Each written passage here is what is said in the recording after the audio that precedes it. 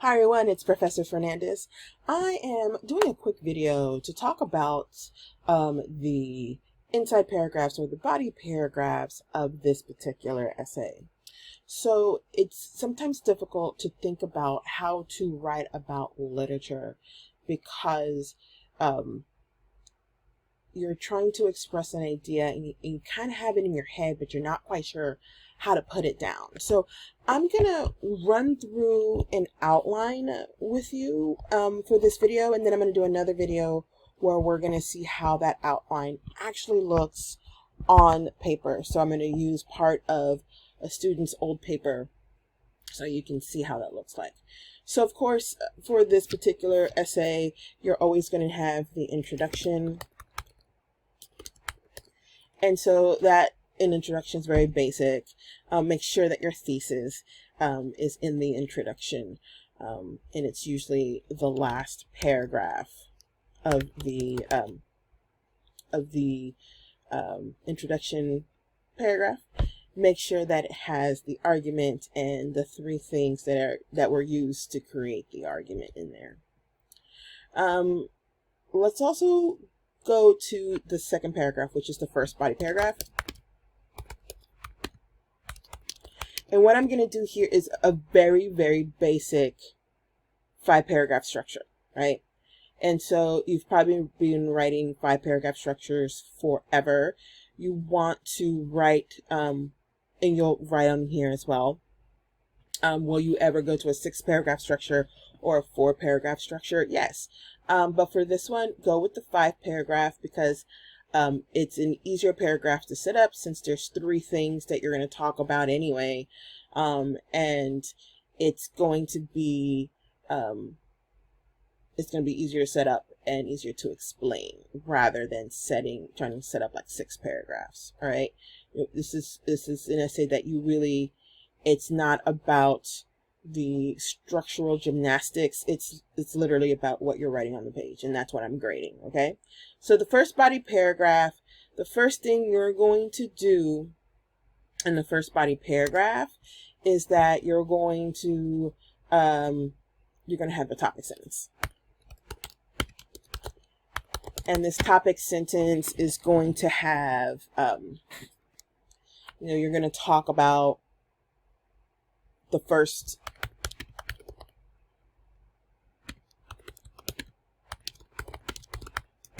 thing you're talking about. So say in the thesis you're talking about character, setting, plot, right?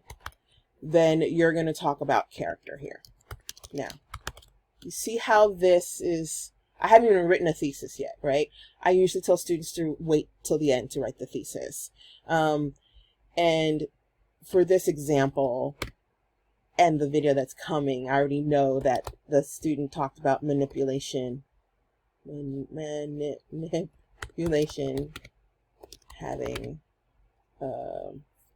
unknown consequences,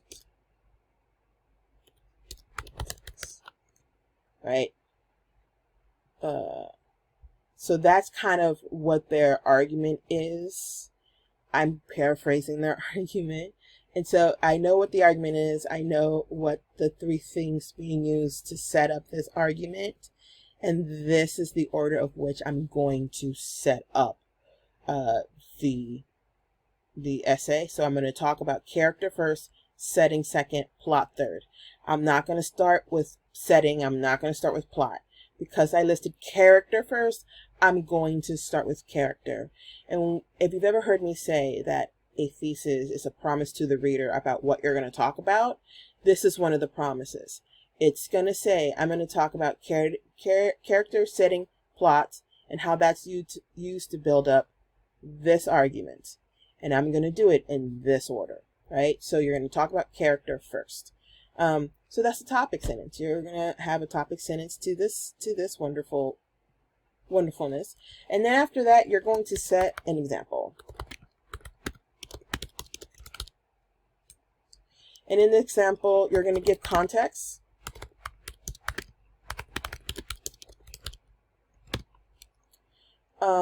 And it could be several sentences, right? So I want you to note that I haven't said put the quote in there, put a paraphrase in there. I haven't said that yet. You want to give it context. So you want to say, you know, in this part of the story, this is what's happening. So you definitely want to set it up. You don't want to just stick a quote there and not give a context, right? Think of this as a long game. This is not a paragraph you're going to write in 5 sentences. This is a paragraph you're going to write over several sentences, many sentences, until you are done. So set it up. Take some time here. Okay, so after you give context to the example, then you are actually going to give me an example. And so this is where a lot of students trip up, because they'll do a quote, which is fine. Quotes are great, but they're short, right? It's not a section or a paragraph. Don't do that. Be specific. If you set up your quote and gave me enough context, you're only going to need a sentence. Maybe 2, but you're really only going to need a sentence, if that. Also, if you set up the quote and you're like, well, I can just say what happened, don't really need a quote, paraphrasing is fine.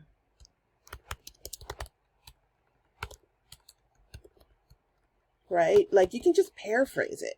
You don't have to give me a quote every time. So it's just like, it's fine to paraphrase, because quotes are special. Quotes are special and specific.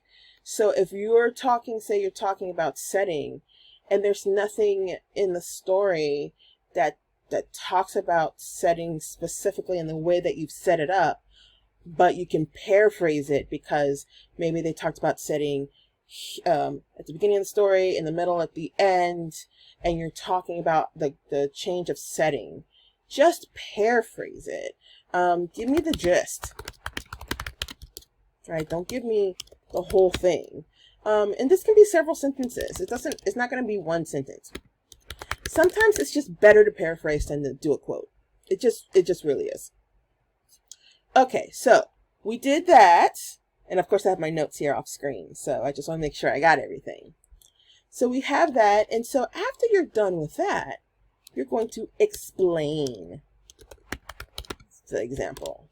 Now this is where students shortchange it. When you explain an example, you want to almost over-explain it. If you feel that you haven't, if you don't feel that you've over-explained it, then you haven't explained it enough. Okay, so some of the things you want to think about is what's going on here.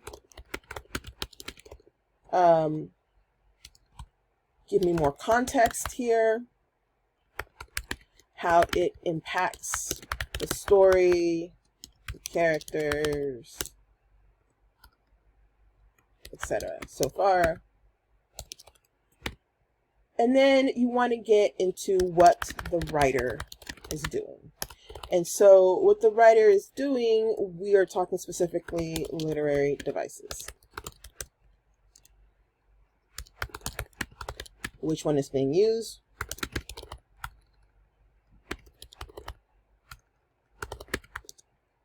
So you want to identify is it symbolism? Is it metaphor? Is it personification? And not only do you want to talk about what it's being used, which one is being used, but define it. Define the literary term. Okay? So say like character, maybe the use of narration is being used.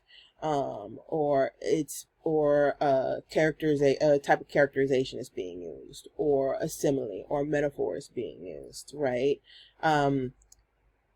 Define what a simile is, and define what is being used, and define what a simile is, and then what that literary device is doing.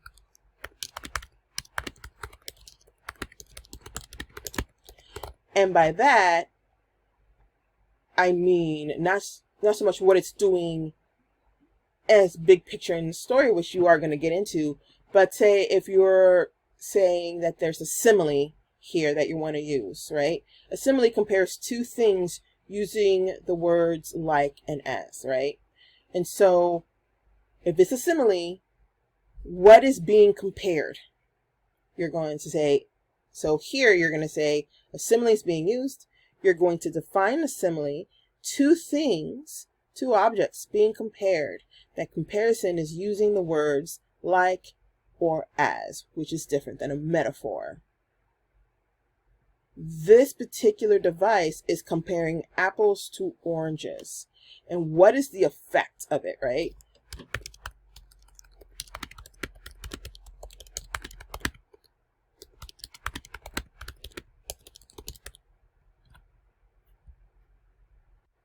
And not only do you want to say what is the effect or impact of the device, also how it impacts the story,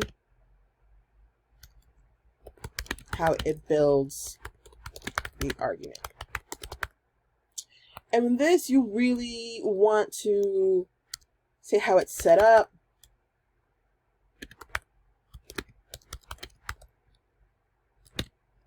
how it's set up, shows, defines the argument. And this is how you bring it home, right? So you probably have been used to writing something like this in a past English class where you're writing about literature. This is what makes it a little bit different because we're looking and studying argument in literature. And so you're seeing how literary devices and or one of the elements of, in this case, fiction, is being used to create this argument. And so this is how you talk about how it sets up and defines the argument. And of course, after you're done with all that, let me make sure I'm in the right way here. Yeah. You're going to have a point sentence. You probably don't remember point sentences because you haven't had to do the basic structure of an essay yet. This ties it together.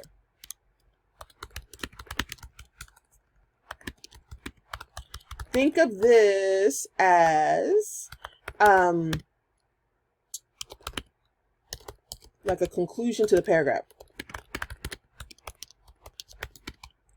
It's one sentence. Ties it together, right? Some teachers have taught this as a hook for the next paragraph, and that's perfectly fine if you wanted to do that. You don't have to do that. Just tying that last paragraph up in a bow works, because the next paragraph is going to do the exact same thing. You're going to have a topic sentence anyway. So, and you'll just keep going after that. So you're going to do this 3 times. So I'm going to copy all this and then paste it here. And call this the second body paragraph.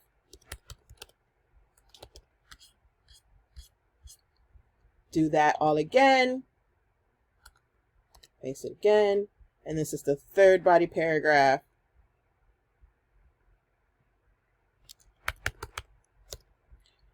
And then, of course, we're going to go over conclusion. Of course, you know it restates the thesis.